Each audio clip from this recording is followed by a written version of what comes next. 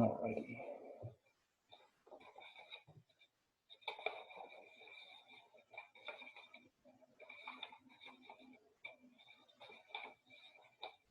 Hi guys, can anybody hear me? We hear you. Yes, Okay. we can hear you. Good. I have to tell you, I used Zoom last night just to, figured since I had pretty much learned how to use it, I thought, well, I'll just have a little chat with my sisters and see how well they're doing. It took us 15 minutes to try to get all the mics and the video lined up, and we never did quite succeed in getting it to quite work the way we wanted. So by comparison, however it is that you guys are signing up, it's working a lot better for you than it was for them. All right, so how many people we got today? All right, it's getting to be Friday. It's hard to stay in touch.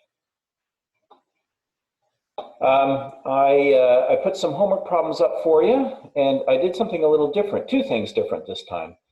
One is, rather than just having questions from the book, I made up a few of my own to have you experiment a little bit with some of the kinds of computations that we had done and giving you an opportunity to prove some other things that were not just listed in the exercises of the book.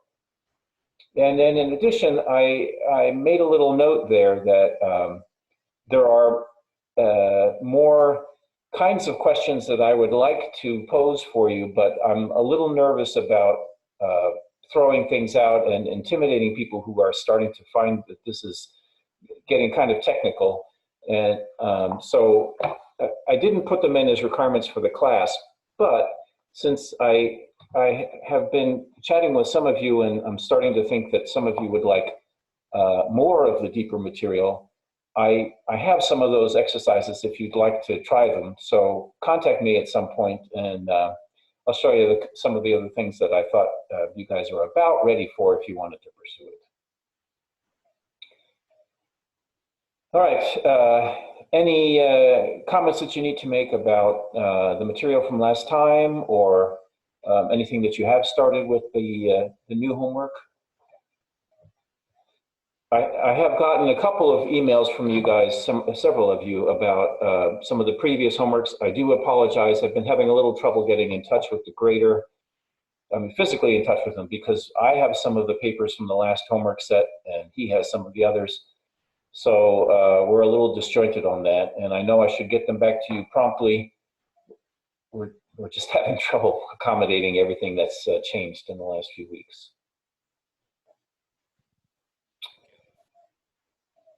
Okay, let's move ahead. So I'm going to pick up on the theme of the Fermat theorem, and I know it may seem to you like I'm doing overkill on this, but I can't tell you how pivotal this one theorem has been, not just in number theory, but moving on into abstract algebra as well.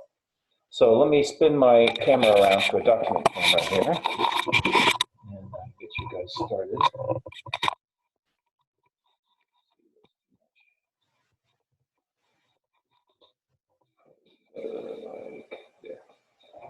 Okay, that'll work well. All right, so Fermat theorem. So I've done this a number of times now. I won't belabor this one too much, but the Fermat theorem is that for every integer, and for all primes p, we know that n to the p is congruent to n mod p. And in the special case, we have a corollary that says in the special case where p does not divide n, and for all p prime, if n is co-prime to p, then that implies then n has an inverse. You can divide both sides or multiply both sides by the inverse of n, and you get this one. Okay, now I've taken the contrapositive of this in the past to say, well, you know, you could test any n that happens to be co-prime to p, not divisible by p, and if this exponent, if this power turns out not to be 1, that meant that p wasn't prime. Cool, but what if you already know that p is not prime? What can you say in a situation that's something similar to this? So that's my next set of topics here is, what can we say if the modulus, well, I don't want to call it P anymore. What if n is a composite number, is known to be composite? I mean, specifically, what if you know what its factors are? And so I have in mind things like this. What if I take n to be the number 143? So you may know that this is 11 times 13, so it's obviously not prime. Can you expect that a to the 142nd power would be congruent to 1 modulo 143? Well, no. I mean, if you use this as your starting premise to test whether 143 is prime or not, you'd pretty fast find some numbers a for which this congruence isn't true, so you would discover that 143 is composite. But what I can do instead is find a different exponent that I can use in exactly this kind of a congruence, keeping the 143 and keeping pretty much any integer a in this position. I was calling it n before. But I just have to change this exponent around. And here's the way I would do it. As we were discussing last time, when you have a composite modulus, the right way for deciding whether or not you're going to get something congruent to 1 modulo 143 is just to ask whether that number is congruent to 1 modulo each of these prime divisors of 143. So without stressing too much, we know that if you take any integer a and raise it to the 10th power, then that will automatically be congruent to 1 modulo the first prime divisor, the 11.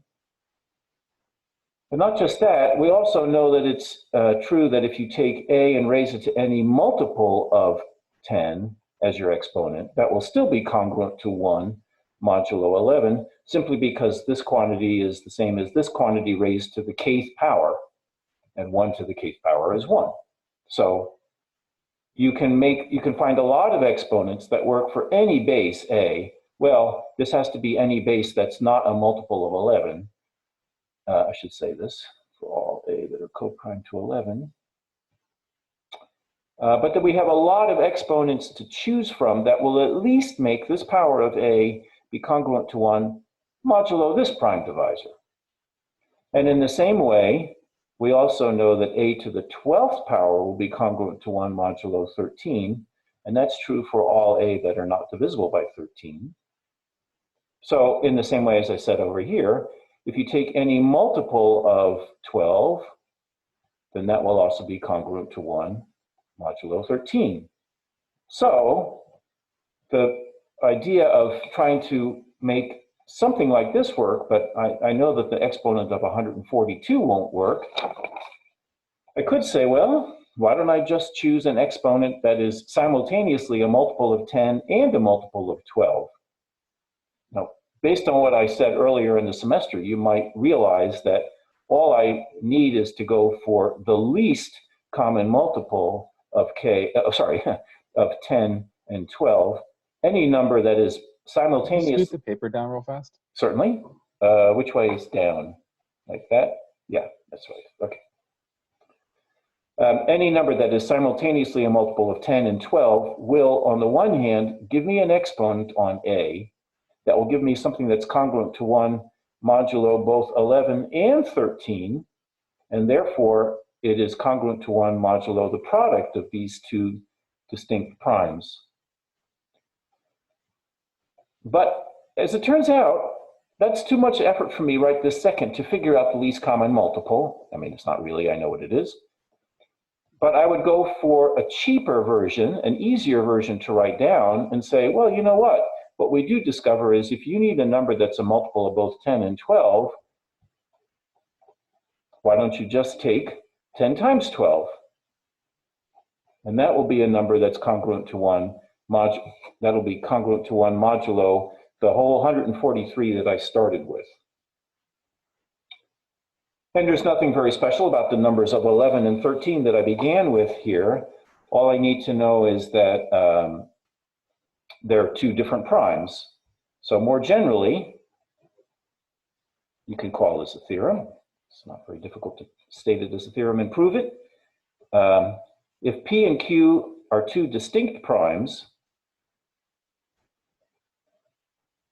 And then you have any number A, which is, it has to be not divisible by P and not divisible by Q. So in other words, it's co-prime to P times Q. Then, from using the Fermat theorem twice, we deduce that A to the P minus 1 times Q minus 1 power will be, well, on the one hand, it's congruent to A to the P minus 1, it is A to the P minus 1 raised to the Q minus 1 power. So that'll be congruent to 1 to the Q minus 1 power, which is 1, modulo P. And it's also congruent to 1 to the P minus 1 power, which is 1, modulo Q. So A to the P minus 1 times Q minus 1 is congruent to 1 modulo both P and Q. And if P and Q are distinct primes, that means that it's congruent to their product, congruent to 1 modulo their product.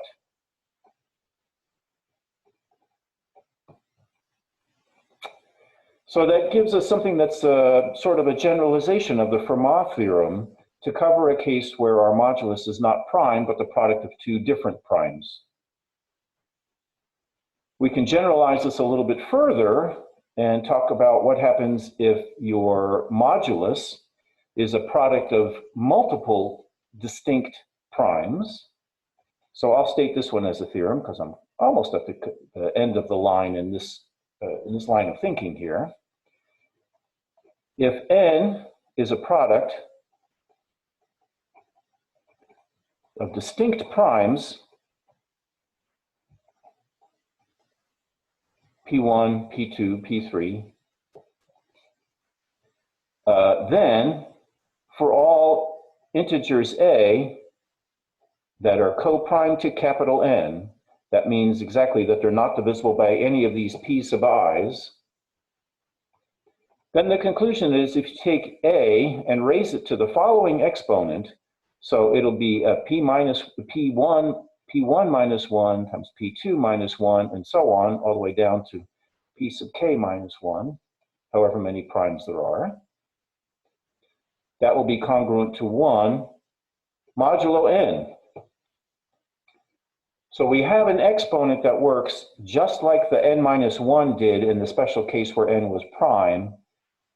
That was the Fermat version, but this is an extra version that you can get in the case where N is not divisible by the square of any prime. When you write N out as a product of primes, you use the fundamental theorem of arithmetic to factor N. As long as none of the primes is repeated, then I have an exponent for you that will work. It will tell you that the number A, any number A raised to any of those exponents will just come out to be 1 modulo N. Now, without changing that fact, let me just change the way that I write it. It's kind of like raising it. I mean, you could expand this out, just use the distributive property, you get a lot of terms. The biggest of them would clearly be P1 times P2 and so on up to P sub K, which is the number N itself. So this exponent here is a little bit less than capital N. It's not quite as close to capital N as the Fermat theorem gave us. In the Fermat theorem, you were just off by 1. Here, you're going to be off by a little bit more than 1, but it's still pretty close. So let me write it this way. I'd like to write it as a to the nth power, but not quite a to the nth power. It's a little bit less than n. But I'm not going to write it as n minus a little bit, because it's too complicated an expression to figure out exactly what you're supposed to subtract from the capital N. Instead, the way I'm going to write it is it's n times a fraction that's close to 1 but a little bit less than 1. And once I tell you that that's the way I'm going to write it, it's easy enough for you to figure out what this fraction is going to be. Because after all, the exponent that I am going to write down has to equal the exponent that I previously wrote down. And if you want to pull out a factor of n, and n is just the product of all of these p's, that means you need to pull out a factor of p1 and a factor of p2 and a factor of pk. And if you do that, here's what you'll have left. It's 1 minus 1 over p1 times 1 minus 1 over p2, 1 minus 1 over p3, and so on.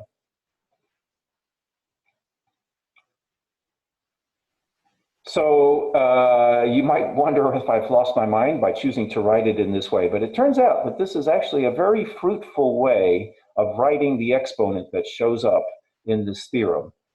I'm raising the almost arbitrary, there's one condition, almost arbitrary integer to precisely this power, which I can see from its form is, first of all, close to n, secondly, a little less than n, and third, it's related to the prime factorization of n. Those are the three features that I want in the way that I've written it here. So it's one magic exponent that works to reduce everything to a 1. Oops, sorry, when you're working modulo capital N. Now, I can do better. Well, it's not me, it was Euler, actually, who pushed this further. And he realized that, yeah, this is great in the case where the number n can be written as a product of distinct primes, but not every number is a product of distinct primes. Sometimes you have prime factors that are repeated. So I'd like to explore that one a little bit and think about what happens when you have a modulus that's composite, but specifically has a some prime raised to a higher exponent than 1 in its prime factorization. And the obvious way to start there is to start with n just being a power of a single prime. And the way to start with that is to take n to be a small power of a very small prime.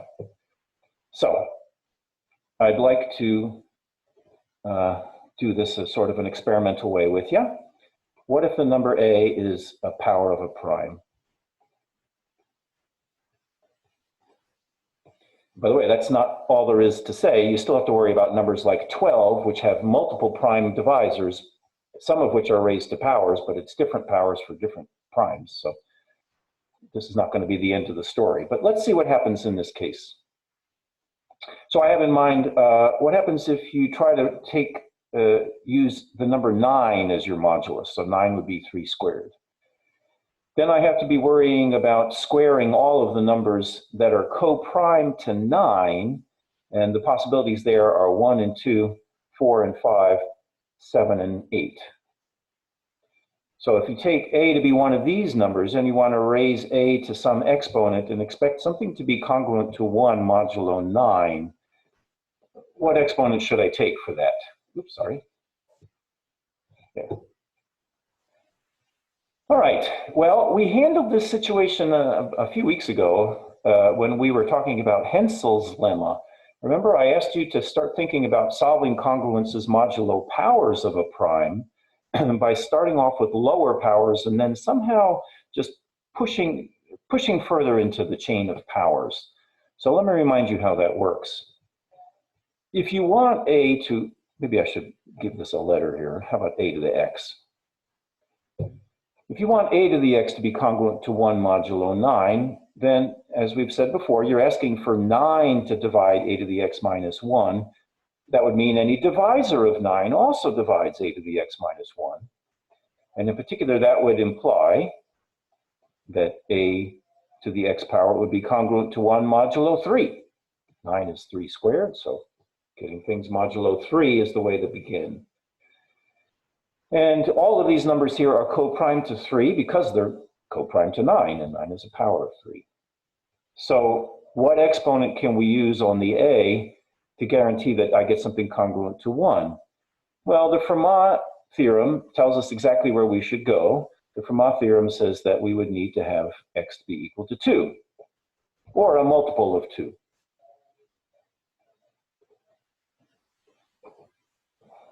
So any even number x would work. So precisely what that means is that if I take any of these 6 numbers, any of the numbers that's prime to 3, and I raise it and I square it, what I'm going to get is something that's 1 more than a multiple of 3. So let's write it this way. It would be 1 plus 3 times b for some integer b. Let me scoot this closer to myself. That's better. Okay, cool. This says no more nor less than what I had in the previous line, and that's not, it's a necessary condition if I want a to the x to be congruent to 1. It's necessary, but it's not sufficient. And yet, I can use that exponent to kind of improve things and get a congruence modulo 9, because all I have to do is to cube both sides of this equation, and then I get a to the 6th power would be equal to, well, it's 1 plus 3b cubed. But I do remember the binomial theorem that when you cube something, you get the cube of the first term, you get 3 times the square of the first times the first power of the second. You also get 3 times the first times the square of the second. And finally, you get the cube of the second term. Now, I wrote this out longhand for you because I want you to focus on the use of the binomial theorem and the appearance of the binomial coefficients. But to put it in brief, you've just got a 1 here, you've got a 3 here, and another 3 there. Here you've got actually 3 3s, that's a 3, and this is a 3 squared times something. And this one also has 3 3s in it. Which is to say, when you reduce things modulo 9, there's nothing left except the 1. You have at least 2 3s in every one of those positions. So I've discovered an x that I can use when my modulus is 9. That's the magic exponent that works in the case where my modulus is 9. I can, if I take any of the 6 integers that was co-prime to 9, then its 6th power will be congruent to 1 modulo 9. And of course, it also follows that if I take a to the 12th power, a to the 18th power, and so on, they'll all be congruent to 1 mod 9 as well. Multiple of 6. All right. Does this set up a pattern? Well, it turns out it does. It works pretty well now. What if I repeat all of those steps and I ask you for a power of,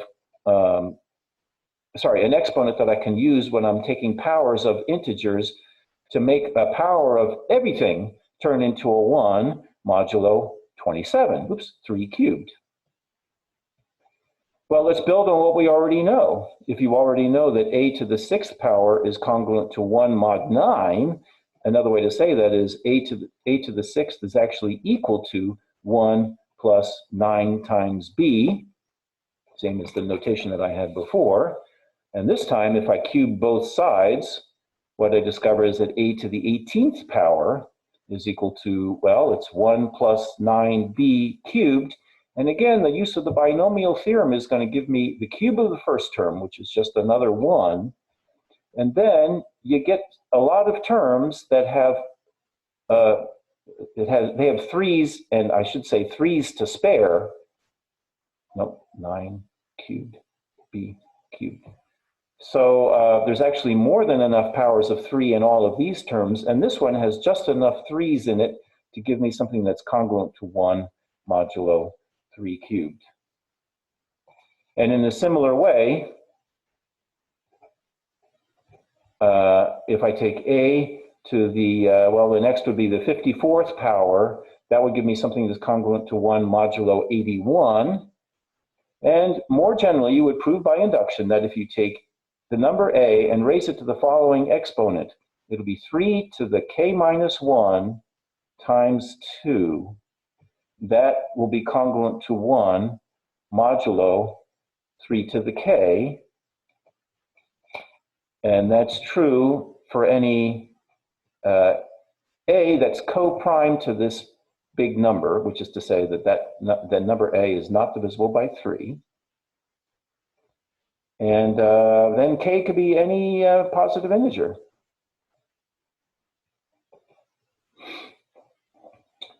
So of course we started this, you would start this proof by, you do a proof by induction. Starting when k is equal to 1, this says exactly the Fermat theorem. And then I worked out the proof when k is equal to 2, and then k was equal to 3, and the proof that gives it to you for each k based on knowing that it's true for the previous k, it just amounts to exactly this step, which is that you cube both sides of the previous equation, and you deduce the next congruence. Then, if you're wondering if there was anything special about the prime 3, the answer is no. So I will prove this for you a little more formally. Here's the theorem. If you take any integer, if p is prime, and a is any integer that's not divisible by p, then for every exponent k equals 1, 2, 3, and so on, what we have is the following congruence. If you take a and you raise it to this exponent, it's p to the k minus 1 power times p minus 1. That will be congruent to 1 modulo p to the k.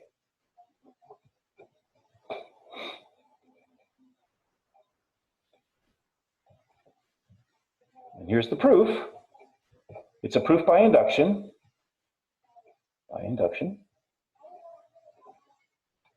The case k equals 1 says nothing more nor less than the Fermat theorem. So he started it for us. And then, if you would assume that this is true for some value of k,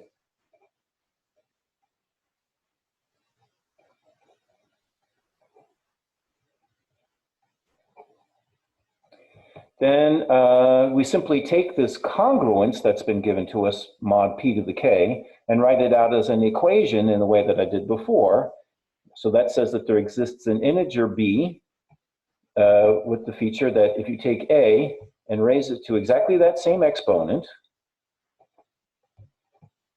what you will get will be 1 plus p times b. And now, if you raise both sides to the pth power, take the pth power of both sides, on this side, you clearly, well, you know your laws of exponents, you just multiply this exponent by another p, giving you a to the p to the k, it's a to the power of p to the k times p minus 1. And on the right-hand side, it's 1 plus pb, I'm sorry, this should have said p to the k. I was trying to restate this congruence as an equation, and I should have copied my modulus more carefully. So this previous right-hand side, I'm going to raise that to the pth power, just like I did on the left. And now I use the binomial theorem to write this as a big sum of powers of 1 and powers of p to the k b to the p minus I with a binomial coefficient of a p choose I. And that is, I have to sum for all I between 0 and p. That's the binomial theorem.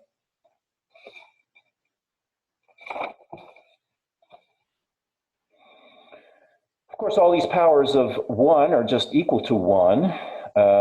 And when I is equal to 0, there's nothing else that says, I'm sorry, when I is equal to p, there's nothing else in here. If I is equal to p, this would be something to the 0 power, which is a 1, and p choose p is also equal to a 1. So the term I equals p will just give me a 1. And then everything else is going to be the sum of other terms. I can skip this, this power of 1, obviously, but then what I'm going to get will be p raised to an exponent of k times p minus I. And if I is less than p, that means that p minus I will have to be at least a 1.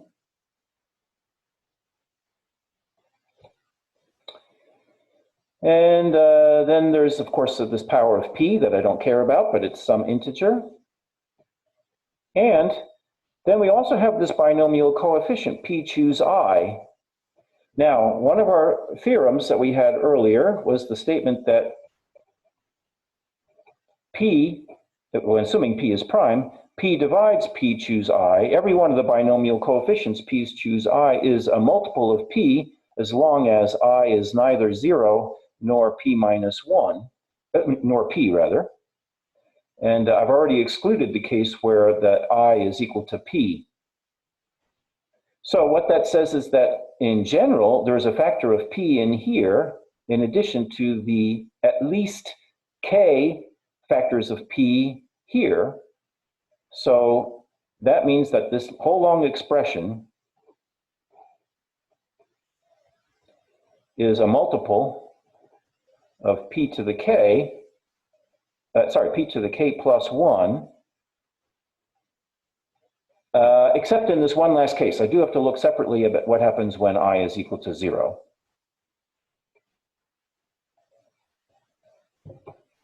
I equals 0 is the one case where I can't pick up an extra factor of P from the binomial coefficient. I'm just using the at least K that I had in the first place, and then one more. So I have at least K plus 1. But you see, when I is equal to 0, that's actually easier, not harder, because if I is equal to 0, then this expression, this is equal to, well, it would be P to the K times P times, I don't care what this is, and P choose 0 would be, I'm sorry, that's a 0, this is 0. P choose 0 is just equal to 1. So these are just integers, I don't care about them, but if you tell me that P is a prime, then in particular this factor now is at least a 2, and so my exponent is here is at least a 2K, so this term is now a multiple of P to the 2K. Could you move the paper up? Oh, thank you. Yes, I keep forgetting to do that. Which I'm going to write it in this way. It's P to the K plus K. And since I'm doing this as a proof by induction for all, I said I was going to use only K's greater than or equal to 1. This exponent here is at least a K plus 1. So just as I had the previous case, this is now a multiple of P to the K plus 1. So except for this one term that I pulled out at the very beginning, all of these other terms, for kind of two separate reasons, based on whether I is non-zero or 0, all of these other terms are multiples of P to the K plus 1, and therefore our whole long expression, A to the P to the K, P minus 1, it is indeed congruent to 1 modulo P to the K plus 1. So that completes the inductive step in my proof, and therefore my whole proof is complete. So should I say this completes the induction? In other words, this last statement that I just wrote down is identical to the initial statement here. It's identical to taking this initial statement and replacing K by K plus 1. So this is the next case of the next instance of this statement that I claimed was true for all K. Now, I will say that that's a pretty complicated looking expression. It's not hard to compute or anything, but it does look kind of funny. So let me just make the following observation.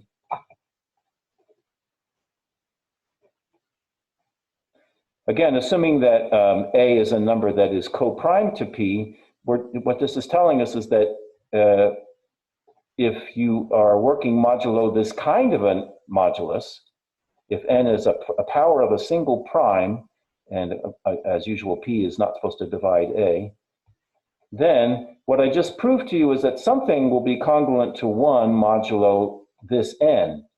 The something was a funny looking exponent, which I can write it as, let's see, I took the number n, that was P to the K, there it is, P to the K, and I had to divide it by a P and then multiply it by a P minus 1. Well, in other words, I take n and I multiply it by 1 minus 1 over P. And that's supposed to look familiar. because that's the same kind of notation that I used in the previous theorem that talked about having products of distinct primes put together. Here, this theorem.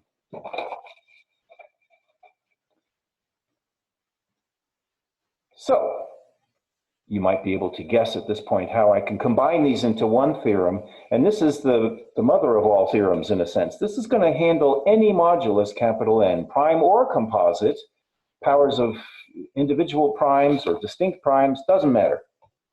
So here's the final theorem. For any integer n, natural number n, let's define phi of n to be n times the product of the expression 1 minus 1 over p, where p ranges over every prime divisor of capital N. So the conditions on capital P is that p has to divide n and p is prime. Move the paper even up. Thank you. I'm glad you keep reminding me. You would think that I would learn. Yeah, let me force myself to do it this way. Okay. So that's the Greek letter phi or phi, and so this is, and this notation was first developed by Euler. So this is known as the Euler phi function. Oops, phi, I'll spell it out. The Euler phi function of n. This is not me just inventing this notation for the purposes of this theorem. This Euler phi function will turn out to have a lot of applications, so I want you to get used to seeing this. And again, it's just computed by multiplying n by this product, which means a few things. On the one hand, it should be fairly close to the value of n. It's a little bit less than n. And while it's not immediately obvious, because these are fractions, this is in fact going to be an integer. It's a natural number. It's a natural number in this interval.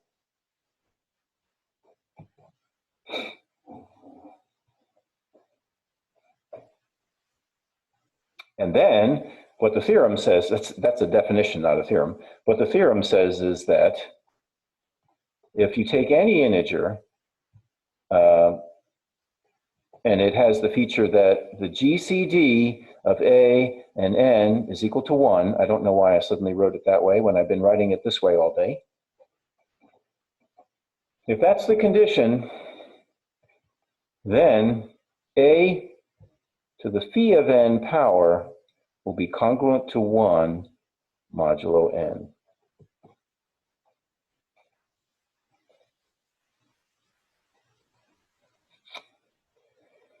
And the proof is actually a direct consequence of the previous theorem and the idea behind the theorem that came before it. So let me put those two pieces together. If we write out n as a product of various primes to various exponents, I don't know why I said e there.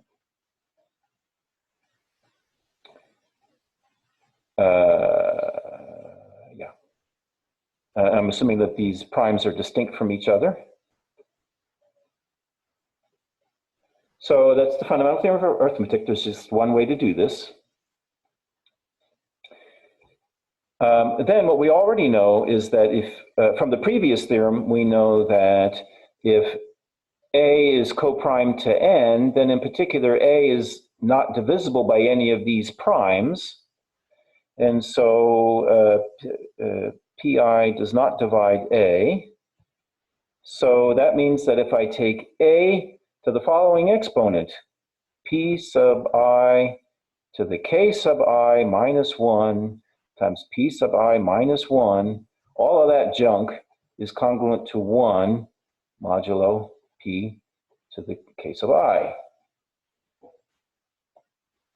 P sub I to the k sub I.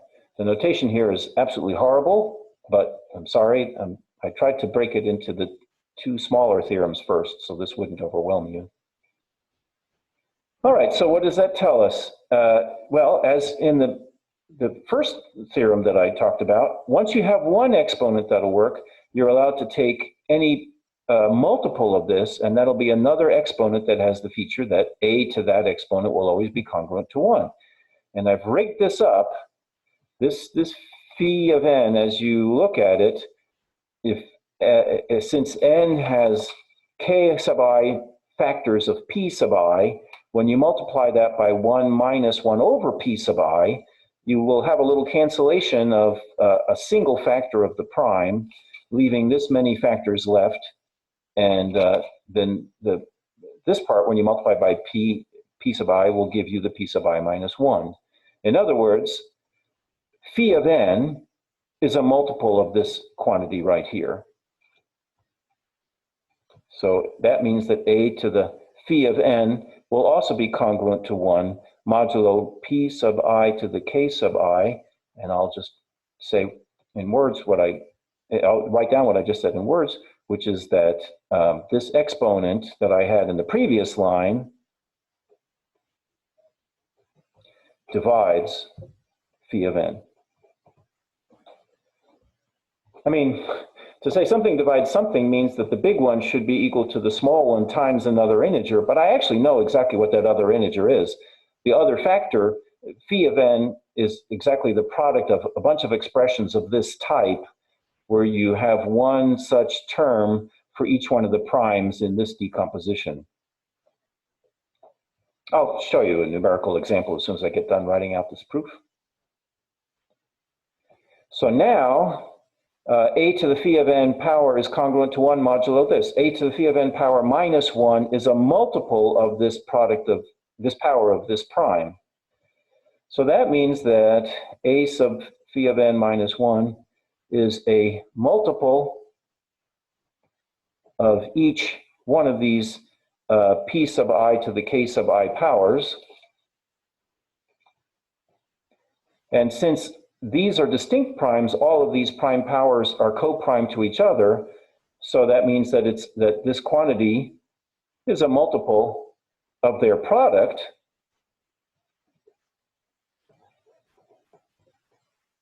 Which is to say that a to the phi of n power is congruent to 1 modulo n.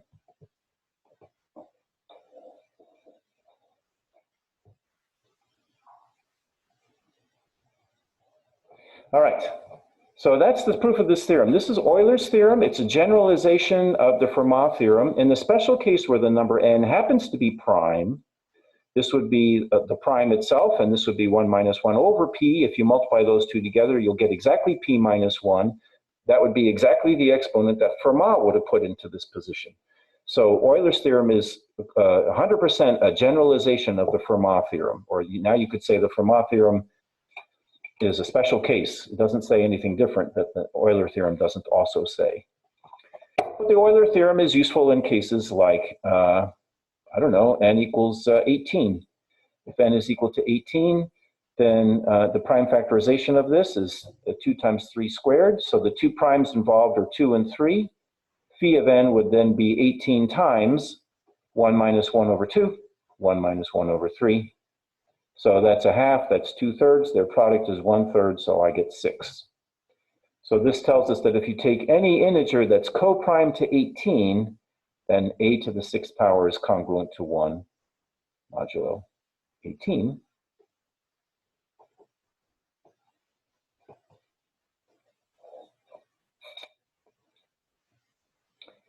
To give you another example, let me point out that if you did have to compute a to the 142nd power modulo 143, if you thought 143 was prime, then this would come out to be congruent to 1. And if you didn't know whether 143 was prime or not, then you might want to do this computation and see if you did get 1. Okay, well, as the teacher, I might want to do these computations in advance so I can predict what answers you guys are supposed to come up with when you raise a number to a big power like that. From my way of thinking, I know that phi of 143 is, well, that's 11 times 13. So phi of this will be 11 minus 1 times 13 minus 1. So that's 10 times 12, which is 120. What that says to me is this high power of A isn't necessarily all that high. I can first peel off the 120 and then just have to add in the 22. In other words, this is a to the 120th power times a to the 22nd power. But the a to the 120th power, I know that that'll be congruent to 1, leaving only the a to the 22nd power. In fact, well, and then of course I would have to compute a to the 22nd power, but that exponent is substantially less than this one, so the computation would be easier. Oh, I'm going to pause here because I just noticed, Jacob, you have your hand up. Yeah, it's about the phi n. It's kind of slightly off topic. I can wait till the end of class to ask you the question. Okay, that'll just be in a minute. Let me just work through this computation. I'll show you where I'm going with this, and then I'll come back to your question.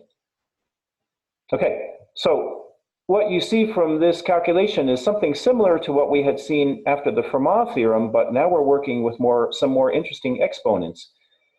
What you get from this is that if somebody asks you to take a number, any integer a, and raise it to an enormous power, you could do the same thing that I just did and peel off multiples of 120, and you would get a lower exponent on the same number a. So in other words, a to any power, it will end up being congruent to a to a lower power. I'll use a little m up there, modulo n.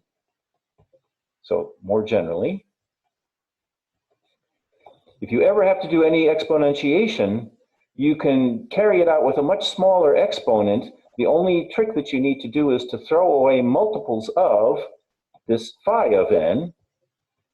So typically one uses the division algorithm to take the number capital M and divide it by phi of n to figure out how many multiples of phi of n you can throw away. But it's the remainder turns out to be the only thing that's relevant. 142 is a single 120 plus the 22. That's the division algorithm.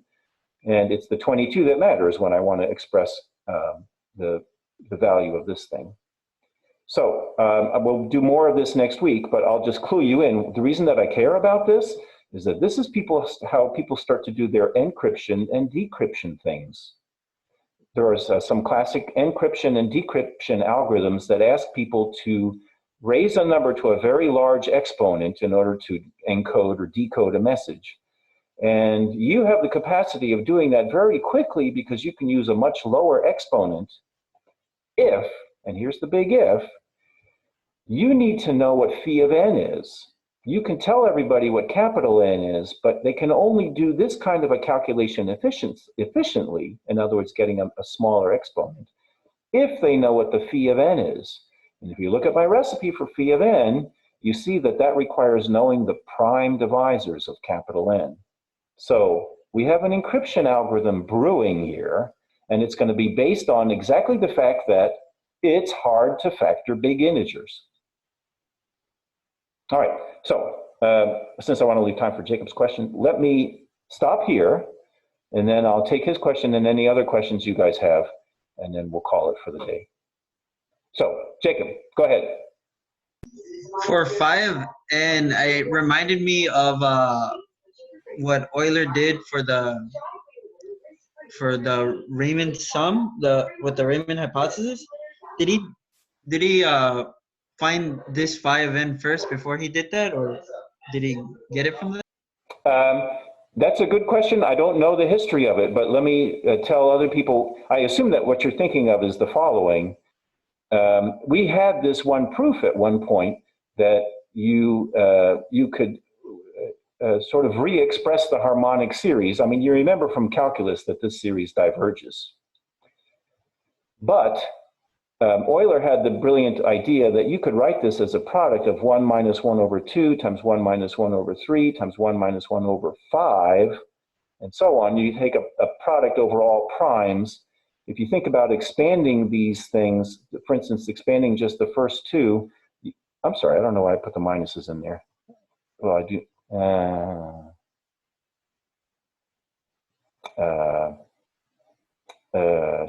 Shoot. Jacob, you're pushing me a little far afield here. Let me write out again what I had. It wasn't this. I did have the right thing, but I forgot to put in inverses.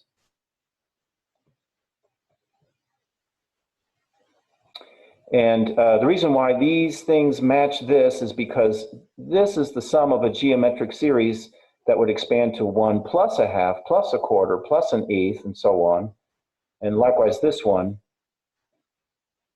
And if you just expand the product of these two long expressions, what you get is a sum of 1 over every possible power of 2 times every possible power of 3.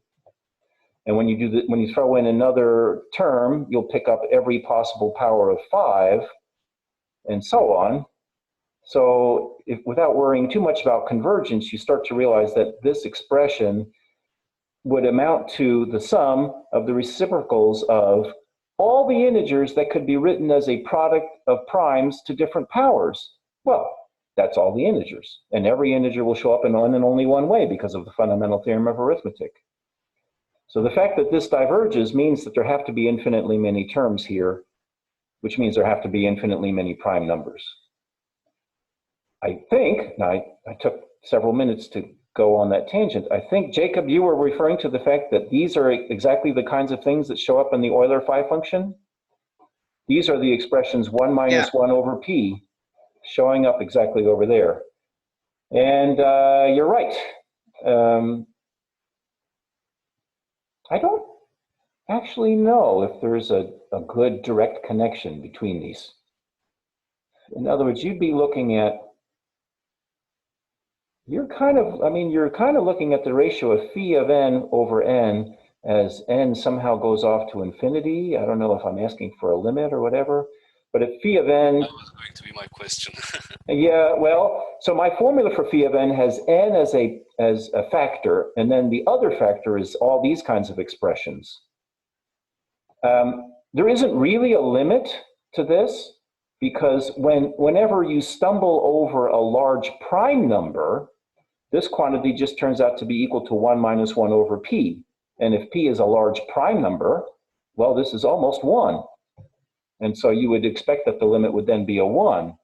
On the other hand, when you take an n that's a product of a lot of small primes, then you start getting expressions like 1 minus 1 over 2, 1 minus 1 over 3, and so on.